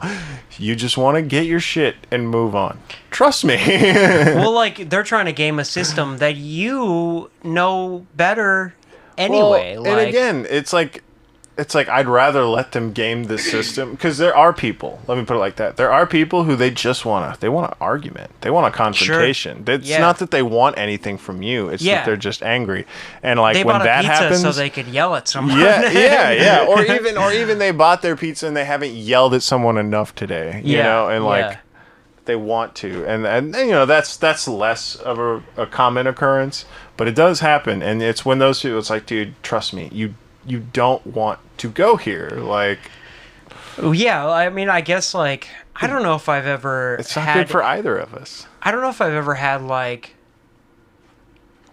where I'm having such a bad day, because we've all had those days where it's just like, I wish a motherfucker would. Yeah, the inner psycho starts like grabbing you, yeah. But I don't know if I've ever like projected that into the public. It's like, oh, this lady at the bakery, she's gonna ask me if I want them wrapped up in separate bags. Yeah, and I'm gonna I wish flip she the fucking fuck would. out. Like, I don't think I've ever been to that level. I think usually if I'm in a tantrum like that, I keep it to myself. Yeah. But some people, they have to. That is a thing. There are people who they thrive off an audience. Sure. Someone to see them losing their shit. Yeah, or their kids or their family get to see, like, oh man, that's scary. Look at what he did to the pizza guy. Right. Like, yeah, exactly. I'm afraid for my life. Like, it's the only. That is another thing. It's like they know that a customer service employee can't fucking jack them in the face. You know what I mean? It's like they're gonna get like a legal protection. It's like, go down to the bar and say that to the big motherfucker that's like having a good, or even just the big ass ripped ass bartender who is also the bouncer and can smack you out of here if he wants. Bet you won't say that to him, will you? For getting your drink wrong. Blacklisted from a pizza joint and thrown by the neck outside are very different things. Yeah. And that's the thing they won't do it. Maybe that's a good note to take another break here. I've opened the gates or whatever they say, cracked the seal. Right. As have I. Yeah. So I'm gonna pee and we're gonna come back. Maybe we'll do one or two more stories. Thank you for watching so far, and we'll be right back. We are back. All right. Back for the final stint of the night. Yeah, we figured we'd talk a little bit about music. And when Mike said that, I started going into a rant, and then the mics weren't on. Mics. The mics weren't on, so I was like, let's turn them on so I can start my rant. So what I was about to say, what I used to tell people, and still sometimes make the mistake of telling people, is that I love all kinds of music. I love every genre except for country. But that's actually not even true. Like, there are country songs, and you even proved it the one night, which I didn't see. There's songs I don't realize are country songs sometimes too. But there are even some that I know it's a country song, and it's like, I like it. It's a good song. I'll even like, some John Denver, you know what I mean? Willie Nelson, you know what I mean? Some of those guys. But like, it's still not, I would still make the argument that's not the, what I delve the most into country. But pretty much any genre. You play a song and I like it, I'm not going to hate on it. I even like a couple of Taylor Swift songs. Sure, me too. Yeah. Like, my wife Mary here. Who cannot be seen or heard at the moment, but she is here. Can be heard. She's been here the whole time. But yeah, she's a fan of pop music, and I'm very much, not opposed to it. Like, I accept the songs, and if it's a good bop, it's a good bop. Yeah. Who cares? Like, oh yeah. When I was younger, I used to be a lot more in a camp. It's like, oh, listen to technical death metal or whatever. Right. Like a stupid shit. Same. And try to put myself in a camp and not experience what all genres have to offer. Yeah. No, but that's the thing. It's like you're just missing out. Yeah. Nowadays, I like to be the guy who proves people who say that statement wrong. Yeah. It's like, oh, I listen to everything. It's like, oh. No. Well, we'll find out. Let me get that aux cord. Right. Let me show you. Yeah. No, that's a great thing though. It's like, all right, you listen to everything. Let's find out. Yeah, exactly. It's a I'll challenge. Find some shit you won't like. Yeah. But I love it. Yeah, it's almost a challenge at this point. But as I've gotten older, I've tried to expand my horizons. Same. Like when I was 18, you would never have caught me delving into Ed Sheeran. Sure. But when I was 23, by the time I was 23, bring on the Ed Sheeran, a man and his guitar. I mean, there's obviously a lot of Ed Sheeran songs that are very, very intricate, but you put Ed Sheeran and his guitar on a stage pretty much anywhere, dude, the man starts killing it. You know what I mean? Crushing. And I fucking love that. Yeah. There's like that's the ticket to my heart. I know why so many women love that guy. Yeah. Like, you know, I love that guy. Yeah, and I think that's the sentiment that I ended up landing on, is that it's like you didn't get there for some reason. As much as I would like to believe that, like, you know, there's some shadowy, like, industry plants, you know, like, in there to take up pop radio space or whatever it is, you know. And you never know, there may be some of that going on. Yeah, sure, at least a couple, but it's not as prevalent as I would have liked to believe at one point. And yeah, you just have to accept. You got to be open to all things. It's part of being a dynamic person, which is a topic we'll talk on a lot in the future of this podcast. You have to be open. Like the new Beyonce album, I can talk shit about it because I actually listened to it. Yeah. The Taylor Swift album, I enjoyed it a lot more than I thought I would. But I gave it the whole run through, and like a couple bops get stuck in my head this day. Like, but I have a particular genre that I go to more than usual. Yes, exactly. And there's no shame in that either. In fact, I went to one of those genre shows just recently here, and I saw Suicide Boys. If any of my family members are listening to that, just don't look that up. Don't look it up. And one of the funny things about being like an elder metalhead or like, you know, crust lord, is like now I go to shows, and I used to be like the kid there, and I go to shows now, and I'm like, I look around at this show of 10,000 people. Of course, some of those people are in seats and I can't see them directly. Sure. So I can't really, you know, but of the 500 people I was interacting with, I think I saw a few people older than me right off, like without asking, you know, like a few people that looked older than me. I'm now, you know, I'm the elder that I looked for safety with at metal shows. You know, oh yeah.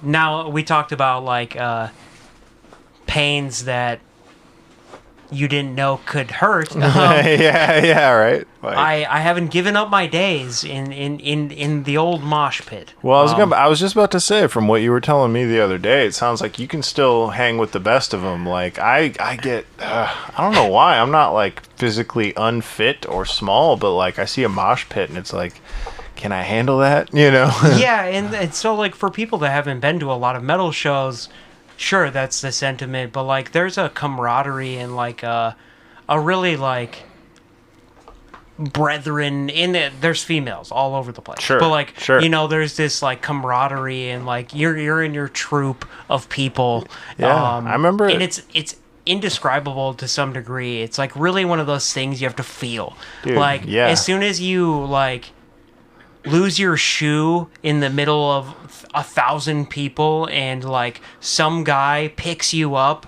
like a baby and you're 30. Right, some guy like, picks you up, takes you to the side of like where safety is, finds you your shoe and puts it on you, and then like pushes you out pushes you out there and says like, go get it, bro. Like right. Like until you experience that, it's like, you know, that I have not experienced. It's love for strangers that I don't get a lot in my life.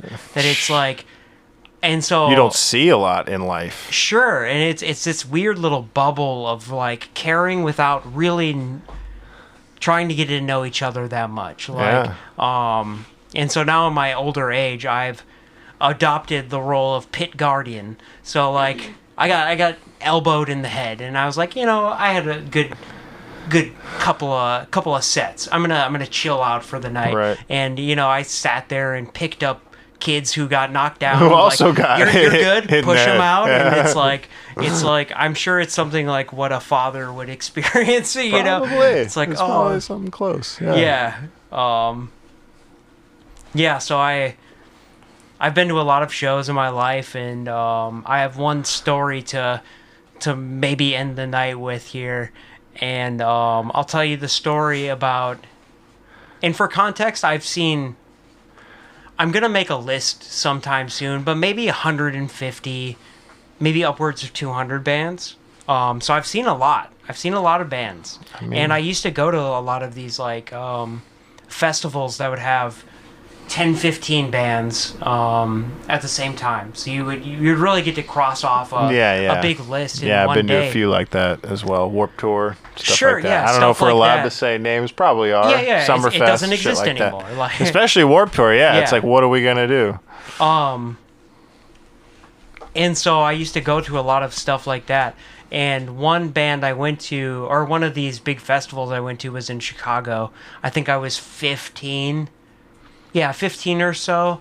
And I go there when I was young. I used to be Look what you done did, Mike. I used to be a big like Slipknot fan because we were all teenagers. Hey man, you know, I'm still a Slipknot fan. Sure, you know, but a big Slipknot fan. I don't know. Right, and I was even fading from that at the age of this concert. Yeah, and there was some other stuff like Disturbed and Dragon Force was there. I met Dragon Force. Really, you met them, huh? Yeah, and this isn't the story, but like they sucked. Yeah, I wondered about that. Their guitar player. Amazing. I don't know whatever. How many were there? There had to be multiple, right? There's no way you can play all that stuff live. Yeah, but there was kind of one one single guy that was like the big guy. Like sure. Herman Lee is his name, and he's technically proficient to this day, you know. But I met the vocalist, and this was 2:30. I met them, and their set was at 6 or 7. And I met him, and he would, like had a bottle of Jack Daniels, and was just kind of like, "Hey, who you fucking here to see, kid?" And I was just like, "Oh, I'm a big Slipknot fan." And he's like, "Well, fuck you." Well, fuck you then. And then like begrudgingly signed my poster and like, like shit me out of and we were like, "Oh man, a band! I'm so excited to see you guys." Damn. And he was wasted, and so he was not good on stage. Obviously, that was 5 hours later. That's a lot more whiskey. That time. So that you saw him before you? I saw him before they were on stage. Wow. And he was trashed. I think the other band the rest of the band very responsible. They did what they were supposed to kind. do. Yeah. Herman Lee, like a god of guitar. You know, he was like, "Hey, thank you for coming out. Thank you for." Getting free stuff from us because they had a stack of posters that they were signing. But anyway, the story now. So I saw a band at one of these festivals that was probably the closest thing I've ever been to a Klan rally. Shit. So I saw the band, and sorry if you're a fan, but if you're a fan, you should look into this band a little bit harder. A little closer. And reevaluate your decision on that. But I saw Five Finger Death Punch. I mean, I'm a, what would you call, like I like some of their songs. Sure. But I've never actually been a hardcore fan, so clue me in here. What do we hear? Yeah, and so I was also a fan. I was excited to see their set. I was really familiar with their first album. I liked it a lot. I would have been, anyways. Yeah, I was 14, 15 or whatever, and, I was excited to see them. And so they play a couple of songs, and first of all, they were one of these bands that just thought they were too good for a sound check. Yeah. They walked on stage and basically started playing immediately, so they were all sorts of shitty. And this was a high production show festival. Mm-hmm. Like everybody sounded great until they were like off sync and the drums were echoey and weird. But that wasn't like the big thing. Like 2 or 3 songs through, they're like, the vocalist Ivan Moody, the man who has kicked the shit out of his wife on multiple occasions and been caught. So if you like them, look at the police reports. But this man, Ivan Moody, takes out his brass knuckles microphone. Of course, right? Mm-hmm. Of course, his microphone are brass knuckles. Are also brass knuckles. Takes out a tall boy and like starts punching it open, and then shotguns maybe a third of it. And so it's like, Like, that's fucking right, boys. We're in the best goddamn country in the whole goddamn world. Like, we're here where we can do whatever the fuck we want. Where are we? And like, it starts a literal chant like USA, USA, and then throws like this sliced up beer can into the crowd. Like he punches it down the middle, and opens breaks it up, half, basically. and like slams some of it. There's still 30 to 40% liquid in this thing. Right. Just hucks it in the crowd. Didn't look at all. And hits like a girl, like 15, 16, in the face. And then like starts like a giant like just pit just starts like USA. And then oh god. So he throws the beer, and every fucking redneck piece of shit in that fucking crowd, and there were a lot of them, every single one starts throwing full beers, half full beers at anything. I get smacked upside the face with a glass bottle. See, and this is when you could still have glass at festivals. Right. This is fucking why. This is why you can't anymore. Punch, you took the fun away. Yeah, seriously though. Smacked upside the fucking head with a glass bottle, and I am now soaked in beer. Like, I'm 15. Like, I'm not supposed to be soaked in beer. Right? Like, yeah. And so one person gets, and then like, one person gets like kind of upset in the crowd. I remember seeing this, and this is in like a 30-second banter, like in between a song, Mm-hmm. I see one person like, what the fuck did you do, dude? What the fuck? And like, start to like push one of these like patriotic bro fucks away. Stolen valor. Right. Like, push one of these dudes away, and then like all out chaos just ensues. Like, people are fist fighting and pushing and fucking cussing and this and that. And then I look to my left, and the Slipknot fans, they're called maggots. They wear face paint, these big trip pants and stuff. They come in and like calm these fucking bros down, and they're like, you guys are being an asshole, you gotta have to leave. Like, the maggots the maggots wearing clown paint say you guys are acting a little crazy right now. Could we calm down? I mean, I know if it was me, dude, at that point, once like the fucking beers started flying around, I'd be like, all right, how do we get out of here safely at this point? And I'm like gone. They still played 2 other songs after that. They kept playing. And, like, basically the whole crowd kind of just slowly dispersed, I would imagine. Slowly dispersed. And then the vocalist just, like nobody wants to hang anymore. You guys are weak. Right, you guys are a bunch of pussies. Wrong? USA, USA. Yeah. As everyone's just, like, fleeing the concert. Yeah, like, you guys loved me until I brought up this beautiful country. God. It's like, dude, what the fuck? And, like, so, yeah. Like, are you kidding? They started rioting, which probably because they love America so much. I went to another show, and it was one of these scenarios where my buddy was like, my buddy was like, I have an extra ticket, come along. I knew the headliner, and like, I think the opener or something, and I go to the show, and great show so far, this and that, and then the second band that comes on, I was like, oh no. I see him, his big dumb fucking face, bleached mohawk, brass knuckles microphone, and there he was. The brass knuckles microphone. And then I accidentally saw Five Finger Death Punch again, and this was after I started hating them pretty hardcore. The show was fine. There wasn't any political violence this time, but there was that undertone of stolen valor, pretend to be the military, fight for the country type bullshit. Yeah. That reminds me on that note, that reminds me of, I went to visit, this maybe like 2 years ago now, went to visit a couple of friends. They're a couple, married couple, for the 4th of July. You know, them and their families in the town they live in. And there was this band there. And, like, you know, we couldn't hear any of it for the most part, you know, because we were far away from it. Then as we got closer, they, like, started a song. And it was, like, it was, like, heavy. It was, like, rock as fuck. And then, like, sort of some country-ass sounds to it. And I was like, okay, still, I get down to this. But then it was one of those things where the lyrics started. And it was, like... It was the 4th of July, and somehow it was too America. You know what I mean?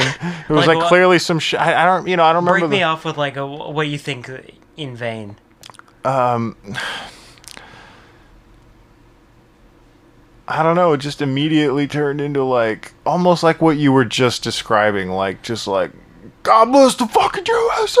Yeah, like getting people too pumped up. Yeah, and it was one of those things. Like it sounded great up until the words started, and it was just like, and it sounded way hillbilly too. Oh no! Yeah, you know, he had that southern voice, man. Yeah. We're a bunch of millionaire metrosexuals who have never done a hard day's work in their life. Yeah. That kind of thing. Like boots on my feet. Fuck the Middle East. Fuck the Middle East. That one.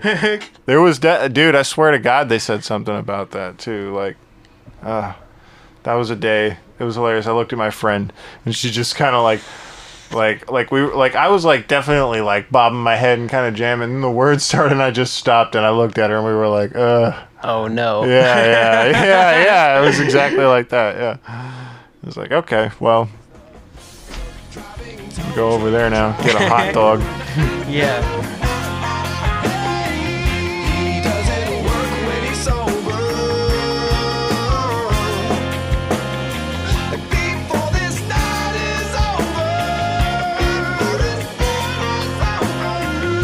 He's got to bring us closer.